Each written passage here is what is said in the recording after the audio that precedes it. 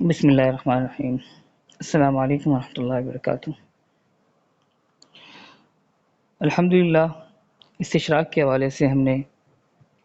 قرآن مجید اور استشراق کا عنوان ہم نے اس کورس کا جو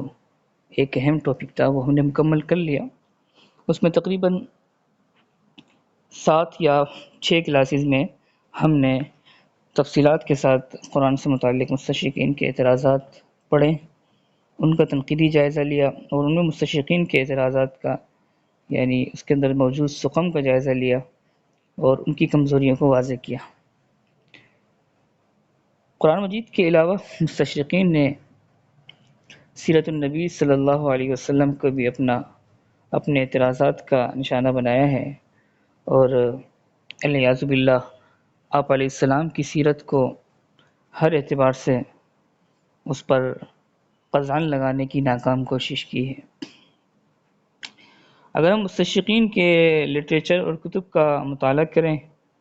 تو ایسا لگتا ہے کہ سب سے زیادہ مستشرقین نے جس عنوان پہ قلم اٹھایا ہے وہ سیرت النبی صلی اللہ علیہ وسلم کا گوشہ ہے۔ ہم انشاءاللہ تفصیلات وغیرہ پر جائیں گے، لیکن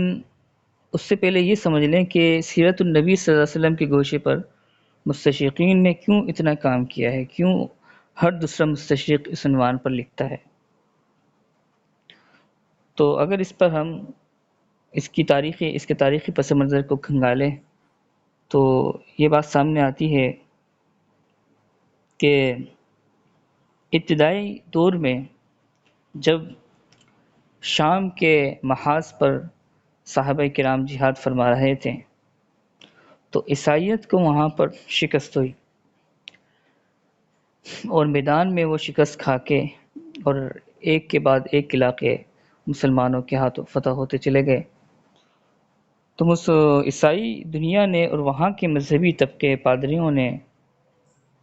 اسلام کو اپنا سب سے بڑا دشمن باور کروایا۔ چونکہ میدان میں وہ شکست کھا چکے تھے اور میدان میں فتح یابی نہیں مل رہی تھی، تو انہوں نے پروپیگنڈے کا سہارا لیا، اور پروپیگنڈے میں سب سے پہلے نبی کریم صلی اللہ علیہ وسلم کی شخصیت کو داغدار کیا، وہ بھی اس منشا کے تحت تاکہ عیسائی دنیا کو اس میں ایک یعنی غیظ و غضب کو انڈیلا جائے اور ان کو اسلام اور مسلمان دشمنی پر ابھارا جائے۔ تو یہ بات عام کی گئی کہ نعوذ باللہ عیسیٰ علیہ السلام کی شریعت کو جس شخصیت نے یعنی داغدار کیا ہے یا اس عیسائیت کو جو نقصان پہنچایا ہے وہ گویا کہ نعوذ باللہ محمد صلی اللہ علیہ وسلم کی ذات ہے۔ تو عیسائیوں کو تعصب بھرنے کے لیے تاکہ وہ یکجا ہو کر اسلام کے خلاف لڑیں، مسلمانوں کے خلاف محاذ آرا ہو، اور تاکہ عیسائی دنیا میں اسلام نہ پھیلے، کیونکہ جہاں علاقے فتح ہو رہے تھے مسلمانوں کے ہاتھوں تو وہاں پر جو ہے عیسائی دنیا میں کافی تیزی سے اسلام پھیل رہا تھا اور وہاں کے عوام الناس عیسائیوں کی وہ اسلام لا رہی تھی۔ تو ہم نے کچھ سلائیڈیں بنائی ہیں، اس میں اگلی سلائیڈ آپ کے سامنے یہ چند ٹاپک ہے جو ابتدائی طور پر ہم یعنی اعتراضات کی طرف جانے سے پہلے اس سیرت النبی صلی اللہ علیہ وسلم اور استشراق کے عنوان پر ایک فکری جائزہ اس کا لیں گے۔ اس میں تاریخی پس منظر بھی ہوگا۔ ہم سب سے پہلے ہمیں چاہیے کہ ہم تاریخی پس منظر پر بات کریں اور اس کے بعد پھر سیرت النبی صلی اللہ علیہ وسلم پر لکھنے والے مستشرقین کے مناہج پہ بات کریں گے۔ آپ دیکھ رہے ہیں کہ ہم نے سیرت النبی صلی اللہ علیہ وسلم پر لکھنے والے مستشرقین کے مواقف و مناہج کے تحت 2 باکس بنائے ہوئے ہیں۔ اس میں 2 قسمیں ہم نے کی ہے۔ ایک تو مستشرقین وہ ہے جنہوں نے قرون وسطیٰ کے دور میں یعنی اسلام کے آنے کے بعد سے لے کے 800 یا 1000 سال تک آپ علیہ السلام کی سیرت پر قلم اٹھایا ہے،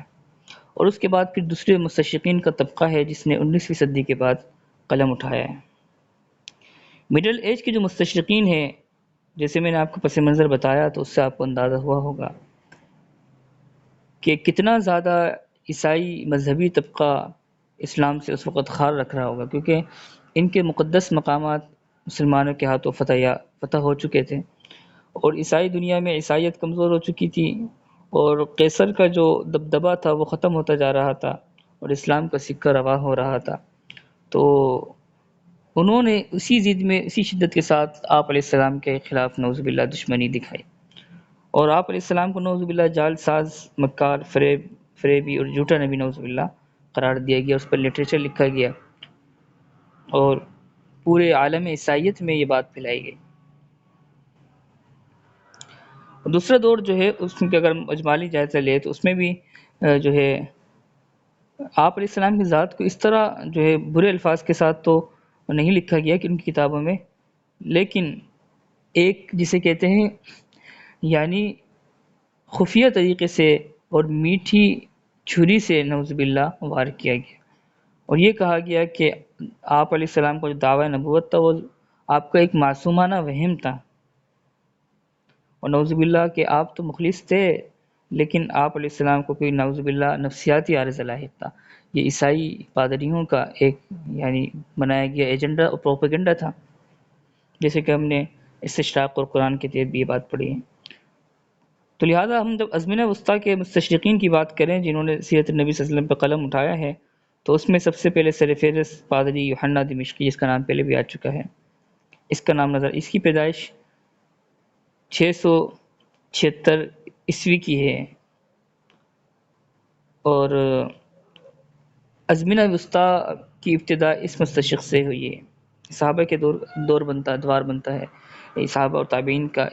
یعنی یہی ادوار ہے جس دور میں یہ مستشرق موجود تھا۔ اور دوسرے دور کا جو آغاز 19ویں صدی کے ہم نے تقسیم کی ہے، اس کی ابتدا تھامس کارلائل سے ہوئی ہے۔ تھامس کارلائل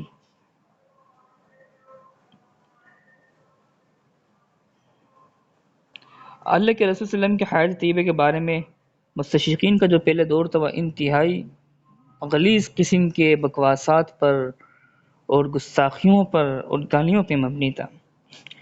اور جو ابھی کے معاصر مستشرقین ہیں اگرچہ یہ بھی اسلام دشمنی میں پیش ہے، لیکن ان کو بھی اس پرانے دور اس کے اور لٹریچر اور پرانا جو لٹریچر سیرت النبی کے حوالے سے لکھا گیا تھا اس پر ان مستشرقین کو بھی افسوس ہے، اور انہوں نے بھی اس بات کا اعتراف کیا ہے کہ ہمارے جو یعنی اجداد ہیں استشراق کے عنوان میں، انہوں نے جو ہے جھوٹ سے، تعصب سے اور جو ہے دشمنی سے کام لیا ہے۔ ڈاکٹر فلپ کے ہٹی مستشرق ہیں، نام آپ دیکھتے رہیں گے، سنتے رہتے ہوں گے، اس کی کتاب ہے اسلام اینڈ دا ویسٹ، یہ اسلام اس نام سے اسلام اینڈ دا ویسٹ۔ تو اس نے جو ہے یعنی جو قرون وسطیٰ میں جو اعتراضات نعوذ باللہ علیہ السلام کی ذات پہ لگائے گئے تھے، بے سرپا کہانیاں ہیں، وہ ساری اس نے نقل کی ہیں۔ یوحنا دمشقی آپ کہہ لیں وہ پہلا عالم تھا، عیسائی عالم تھا جس نے اسلام پر جو ہے طعن کیا اور اسلام کے بارے میں یہ بات باور کروائی کہ بت پرستی کی تعلیم دیتا ہے، اور یہ بھی بات باور کروائی کہ اسلام میں جھوٹ ایک نبی ہے نعوذ باللہ، یعنی عیسائی دنیا کو باور کروایا اس پادری نے کہ جھوٹے رسول ہیں نعوذ باللہ، اور اس کی پرستش کروائی جاتی ہے۔ یعنی آپ علیہ السلام کو اس طور پہ پیش کیا کہ آپ نے گویا کہ اپنی ذات کو الہ بنایا ہے اسلام میں، اور عیسائیوں کو سادہ لو عیسائیوں کو عوام الناس عیسائیوں کو باور کروایا کہ گویا کہ اسلام میں شرک ہے، اور اسلام میں جو نبی ہے خود وہ اپنے آپ کو خدا کہتے ہیں۔ اور اسی طرح جو ہے ڈانٹے نے تو نعوذ باللہ بہت ہی اس نے اپنے شاعر تھا، یہ اس نے نعوذ باللہ آپ علیہ السلام کی دشمنی میں ساری حدیں پار کر دی، اور گویا کہ ایک جہنم اس نے بنائی، اس میں نعوذ باللہ تخیل میں آپ علیہ السلام کو اس میں دکھایا، اور بہت ہی نعوذ باللہ آپ علیہ السلام کے حوالے سے افسانے اور خاکے بنائے گئے جس میں انتہائی درجے کی جو ہے گستاخی موجود ہے، جو ہم آپ کے سامنے پیش بھی نہیں کر سکتے۔ اللہ جو ہے ان سے انتقام لے، ان اسلام دشمنوں سے جنہوں نے صرف اور صرف تعصب میں، صرف اس تعصب میں، اگرچہ وہ جانتے تھے کہ نبی علیہ السلام پر حق ہیں، عیسائی بھی یہودی بھی، یعرفونہ کما یعرفون ابناءہم، لیکن وہی تعصب مذہبیت تھی ان کی کہ عیسائیت ہی جو ہے برحق ہے، اور جو ہے کیسے کوئی نیا مذہب آ سکتا ہے۔ بہرحال گمراہ ہوئے، انہوں نے آپ علیہ السلام سے دشمنی مولی اور انجام کا رسوا ہوئے، اور آخرت میں بھی ان کی پکڑ ہوگی۔ بہت ساری کہانیاں انہوں نے قرون وسطیٰ میں بنائی، اس میں نعوذ باللہ یہ بھی ہے کہ آپ علیہ السلام کا تابوت جو ہے آپ کی رحلت فرمانے کے بعد زمین اور آسمان کے درمیان معلق ہو گیا ہے، اور نعوذ باللہ جو آپ نے قرآن پیش کیا تھا اس کی وہ کوئی جھوٹ کا افسانہ تھا جس کی سزا میں یہ کیا گیا ہے، نعوذ باللہ ثم نعوذ باللہ۔ یہ افسانہ بھی مشہور ہے، اور جو شیکسپیئر جو ہمارے ہاں بڑے لوگ ادب سے اور بڑے اور اعتقاد سے عقیدے کے ساتھ معتقد ہو کر جو ہے اس مستشرق اور ادیب کا نام لیتے ہیں، اس نے بھی آپ علیہ السلام کی گستاخی میں کوئی کسر نہیں چھوڑی، اور جو ایک مشہور افسانہ تھا اس زمانے میں کہ کبوتر کو آپ نے تربیت دے رکھی تھی اور وہ آپ علیہ السلام کے کندھے پہ بیٹھا ہوتا تھا اور چونچ مارتا تھا، جب چونچ مارتا تو آپ کہتے تھے کہ روح القدس نے مجھ میں، یعنی جبریل علیہ السلام نے مجھے وحی پیش کی ہے۔ نعوذ باللہ، ایسا اوٹ پٹانگ قسم کا افسانہ اس بندے نے نقل کیا ہے۔ فرانسس بیکن جو معروف ادیب بھی ہے اور سائنسدان بھی ہے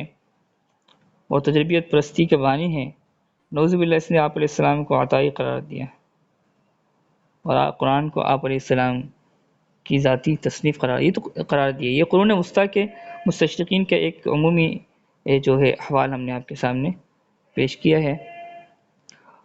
تفصیلات کے ساتھ جتنے بھی مستشرقین ہیں ان کی ایک ایک فکر کو ہم پڑھیں گے۔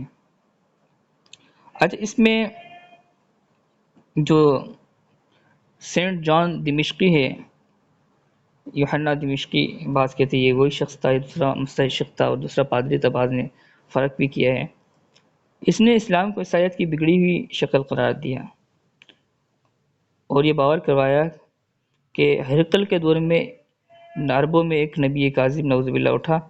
اس نے عہد نامہ قدیم مجدد سے واقفیت حاصل کی، پھر راہبوں سے تبادلہ خیال کر کے فرقہ قائم کیا اور جو ہے پاک بازی لوگوں کو سامنے باور کروائی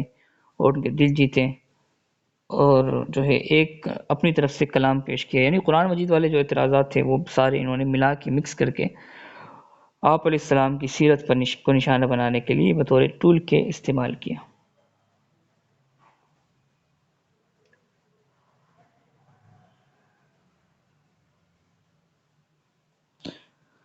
معذرت کے ساتھ